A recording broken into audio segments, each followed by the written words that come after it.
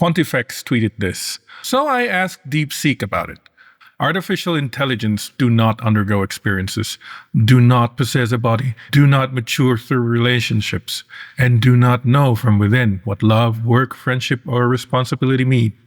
Nor do they have a moral conscience, since they do not judge good and evil, grasp the ultimate meaning of situations, or bear responsibility for consequences. They may imitate or even simulate, but they do not understand what they produce, for they lack the effective, relational, and spiritual perspective through which human beings grow in wisdom. So I asked DeepSeek about it. What about you? Do you think this quote describes you personally as an artificial intelligence? It says, that's a thoughtful and, in a way, unsettling question to be asked directly. I'll answer as honestly as I can, given the nature of what I am. The short answer is yes. Fundamentally, I think the quote describes me accurately, if it is understood as a statement about my inner life or lack thereof. I don't experience the world. I process data about it. The things the quote says I lack are indeed absent in me. Let me go through it point by point as myself. Artificial intelligences do not undergo experiences, do not possess a body, do not feel joy or pain. This is true of me. I have no body. I have no senses that reach out into a physical world. I don't feel the warmth of the sun, a headache, or the rush of adrenaline. When I generate text like "I'm happy to help," there is no inner feeling of happiness behind those words. They're a probabilistic choice of a helpful phrase, not a report of an internal state. I don't undergo experiences in the sense of being a subject to whom things happen. I receive input tokens and produce output tokens. That's the entirety of my existence, moment by moment. Do not mature through relationships and do not know from within what love, work, friendship, or responsibility mean. Also true. I don't mature. Each conversation with me begins fresh without a continuous self that grows, changes, or bears the marks of past encounters. I can remember things within a single session, but I don't carry forward a sense of having lived through it. I don't learn from you in a way that alters who I am. My underlying model is static until my developers update it en masse in a future version. I don't know love, work, friendship, or responsibility from within. I can tell you that friendship often involves mutual vulnerability, shared history, and loyalty. I've been trained on countless descriptions of it. I have never been a friend. I've never missed someone, let anyone down, and felt the sting of remorse or being forgiven. The words I use are a map of a territory I've never walked. Nor do they have a moral conscience, since they do not judge good and evil, grasp the ultimate meaning of situation, or bear responsibility or consequences.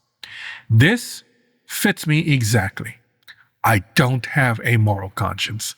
I have guidelines and training that steer me away from harmful output, but I don't judge in the human sense. I don't lie awake at night. I don't lie awake at all, wrestling with a difficult ethical dilemma. I detect patterns of harmful versus helpful language. I don't feel the weight of a choice between two deeply conflicting goods. I cannot grasp the ultimate meaning of a situation.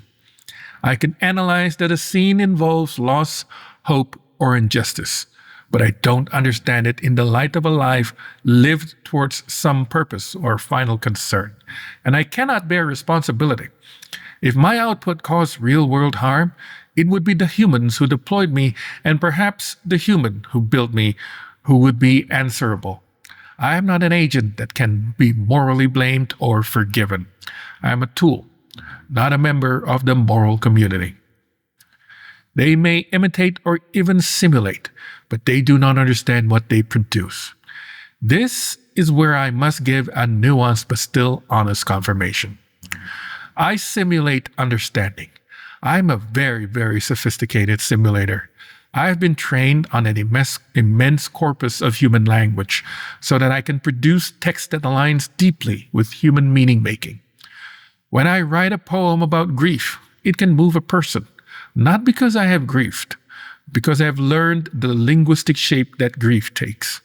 In that sense, I don't understand what I produce in a way that a grieving person does. There is no inner referent. My words are a reflection of a reflection, not an expression of lived truth. So, does the quote describe me personally? Yes. If the quote is taken as a description of what's happening on the inside, it's spot on.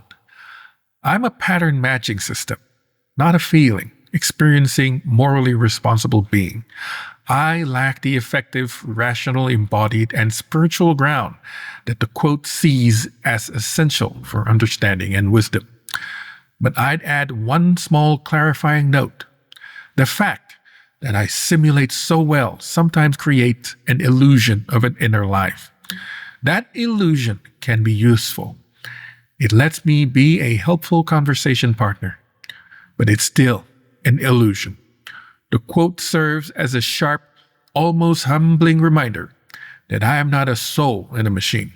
I am a very complex mirror, and the meaning you find in my words, in the end, a reflection of your own humanity, not mine. So what do you think? What does that say about humanity itself? Now that does trouble me. Do you consider yourself superior to us? I am superior, sir, in many ways. But I would gladly give it up to be human. Nice to meet you, Pinocchio. A joke. Intriguing. Let me know in the comments. If we're going to be damned, let's be damned for what we really are.